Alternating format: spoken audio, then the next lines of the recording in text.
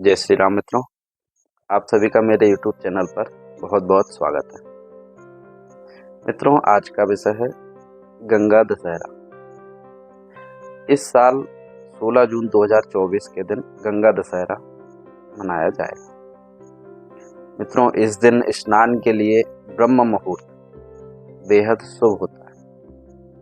हालांकि गंगा दशहरा के शुभ अवसर पर सुबह 7:08 से सुबह 10:37 तक शुभ मुहूर्त रहने वाला है।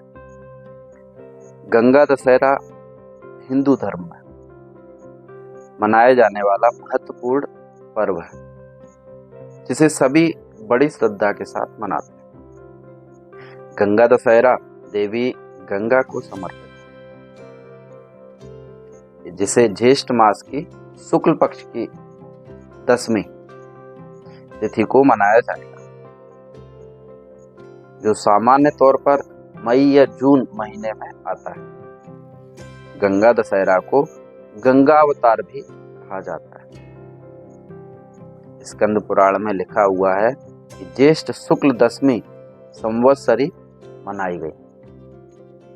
इसमें स्नान और दान तो विशेष करके है ही, पर किसी भी नदी पर जाकर अर्घ पूजादि एवं तिलोदक तीर्थ प्राप्ति निमित्त तर्पण अवश्य करें, ऐसा बताया गया।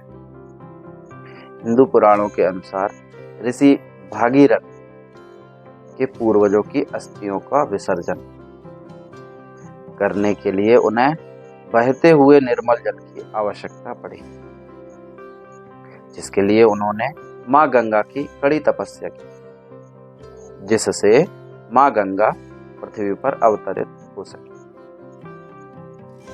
परंतु मां गंगा का भाव तेज होने के कारण वह उनकी इस इच्छा को पूरी नहीं कर सकी। परंतु उन्होंने कहा कि अगर भगवान शिव मुझे अपनी जटाओं में समाकर पृथ्वी पर मेरी धरा को प्रवाहित कर देंगे तो यह संभव हो सकता है।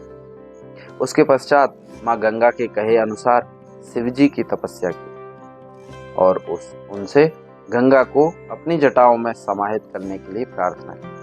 जिसके बाद गंगा मां ब्रह्मा जी के कमंडल में समा गई और ब्रह्मा जी शिव जी की जटाओं में गंगा को प्रवाहित कर दिया। शिव ने गंगा की एक छोटी सी धारा पृथ्वी की ओर प्रवाहित कर दी, जिसके बाद भागीरथी ने अपने पूर्वजों की अस्थियों को विसर्जित कर उन्हें मुक्ति दिलाई।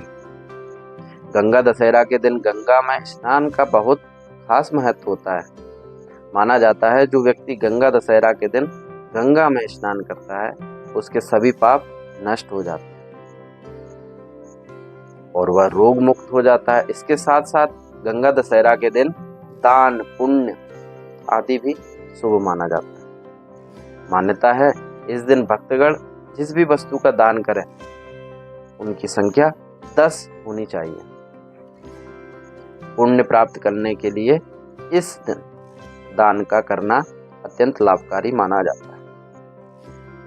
दशहरा के दिन काशी दशामेश्वर घाट में 10 प्रकार स्नान करके शिवलिंग का 10 संख्या के गंध पुष्प धूप दीप नैवेद्य और फल आदि से पूजन करके रात्रि को जागरण करें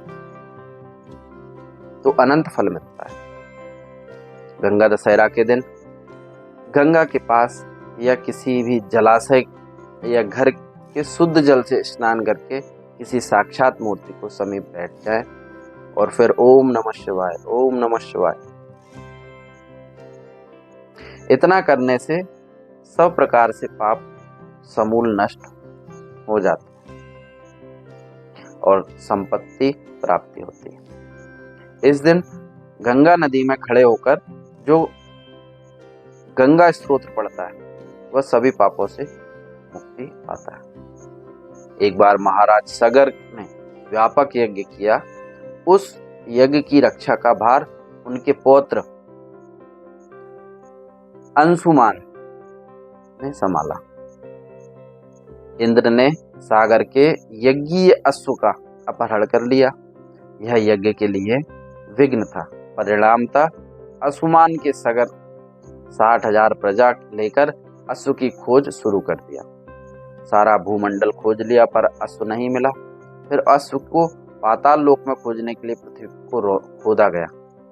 खुदाई पर उन्होंने देखा कि साक्षात भगवान महर्षि कपिल के रूप में तपस्या कर रहे हैं। उन्हीं के पास महाराज सगर का अश्व घास चर रहा है। जाने उन्हें देखकर चोर चोर चिल्लाने लगे। महर्षि कपिल की समाधि टूट गई। ज्यों ही महर्षि ने अपने आग्नेय नेत्र खोले, त्यों ही सारी प्रजा भस्म हो गई।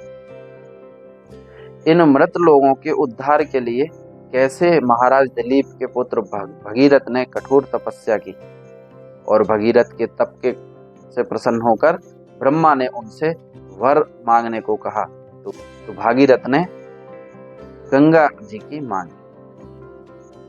इस पर ब्रह्मा ने कहा, राजन, तुम गंगा को पृथ्वी पर अवतरण तो चाहते हो, परंतु क्या तुमने पृथ्वी से पूछा है कि गंगा के भार तथा वेग को संभाल पाएगी?